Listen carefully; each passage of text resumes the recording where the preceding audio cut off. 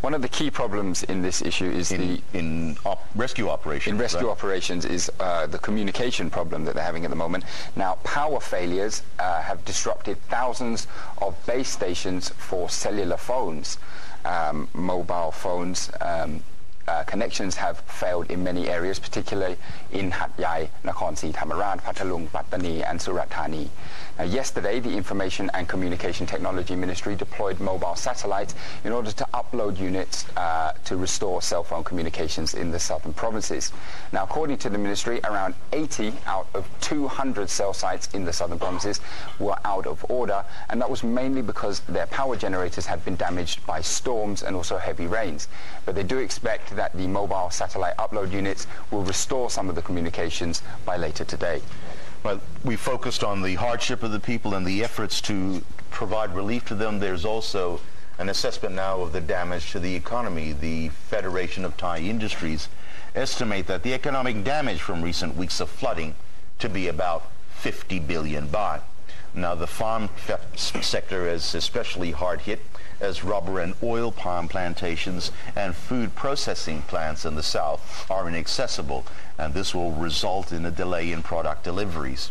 Natural rubber output may drop to about 4.1% in the fourth quarter as heavy rain disrupts latex tapping. Production from October to December may total about 933,000 tons compared to the 970,000 tons a year ago. However, rubber shipments are expected to remain unchanged this year at 2.7 million tons.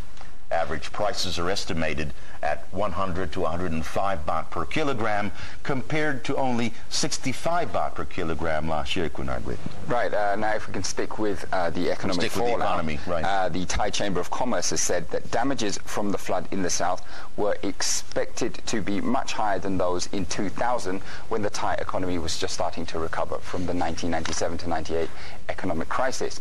Now, according to the Thai Chamber of Commerce, the damages from the flood in the south are estimated to be at least 5 billion baht. And the TCC also expects flooding to trim the value of border trade by as much as 200 billion baht from a projection of 900 billion baht. The products most affected are sugarcane, rice, and raw construction materials. However, exports of electronic goods and automotive parts to Malaysia have been partially suspended also, as the Sadao border checkpoint has been closed due to the flooding. However, products, as we mentioned before, such as natural rubber, electronic devices, and completely knocked down auto parts are usually shipped through Sadao checkpoint every day, so that will affect them also. Also, looking ahead economically, shipments of consumer goods, raw materials, and petrol between Bangkok and the south were delayed by many hours yesterday, and this has raised concerns that their shortages may occur when a new storm we mentioned earlier is about to hit the region this Friday and Saturday and affecting flooding until Monday. The delays will affect shipments of palm nuts from the south to refineries in Samut Sakhon and Phetchaburi, while transport of smoked rubber between Hat Yai and Chumphon will also be affected. Many exporters are now relying on air cargo to deliver their goods, which will result in higher delivery costs. Local businesses are now worried that foreign insurers will raise flood insurance premiums. This year, flooding has spanned the nation, affecting many provinces, almost half of the country, prompting reinsurers to likely to revise their pricing for next year, particularly for large businesses. Meanwhile, the General Insurance Association said southern floods are expected to produce insurance losses to property worth about 1 billion baht, Kunagwit. Right. Now, obviously, that's the economic side, business-wise, but we also have the problem of tourism. Right. Now, they've suffered, obviously. Now, the Malaysian government has issued a warning to its people to avoid visiting the border province of Songkhla. Now, operators are worried that the depression, which is now moving towards the Andaman Sea, will also affect many tourist destinations in Phang Nga, Krabi, and Phuket. But they say there is a silver lining to this. It's believed that because of the rains and floods that have been wreaking havoc in some parts. There may be some benefits that come through this.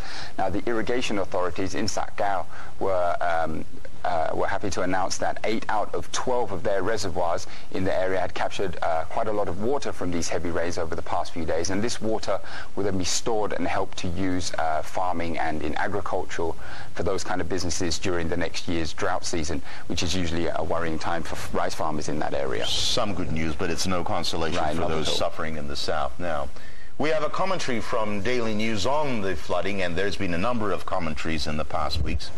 Once again, the Daily News commentary says that the government has not done enough to tackle the flood crisis. The columnist said that the government has more responsibility than just approving loans and budgets for victims. The columnist added that the government has lagged behind the private sector in helping people in this crisis. And according to the columnist, this is a problem of other Thai governments in the past decades, Gunnar. Right. Now, we also have an ABAC poll, as they do. Now, this was a poll on people's perception of the flooding. Now, what we have here is 82% of the people are willing to donate food, necessities, and money to victims, but 51% of these people do not trust that all of the donations will be used to help people in need. Now, regarding relief efforts, the satisfaction there, people scored the government at 5.5 out of 10, while they scored the private sector slightly higher at 6.56 out of 10. Now, the score for the government's response to the crisis is only 6.3 out of 10, and for relief funds, that's 6, because many have yet to receive compensation from the government. But the lowest score here was for the transparency in handling the donation and relief funds by the government, which was only scored at 5.3 out of 10. So not a lot of people fully confident in the transparency. Not a good point, but we'll come back to that. According to the Daily News columnist, he continued that the survey contradicts the Prime Minister's comments that many people were happy with the government's way of handling the crisis and that the government had not been slow in its efforts to help the people. The columnist said he felt bad because the death toll continues to rise while millions more are suffering with no help at all. He said that why waiting for the government help is like waiting for rain in a drought, Gunnar. Those are strong words. We'd just like to say, however, that when you compare government assistance and private sector assistance, I think you're comparing apples and oranges. Right. Private sector assistance, open a bank account, get donations, get food and clothing and water, and all you do is you try to transport into the south. The government machinery is a lot more complicated, and I think the government is trying to shortcut and circumvent some of these issues. Nevertheless, the problem is the flooding is really serious, coming from the weeks and weeks of heavy flooding in the northeast, and now the flooding concentrated in the south. Right. And the flooding, as we mentioned earlier, there's another depression coming this coming Friday and Saturday, which is likely to extend the flooding further until Monday next week. So another issue, another problem is getting aid. The government officials have tried to help, first of all, as we understand it, the elderly and the children first. And with almost, some people say 100,000 in Hat Yai, it's rather difficult, and it's a really challenging operation. Right. That's all we have for Morning Focus this morning. Any comments and suggestions, Gunnar? You know the email address.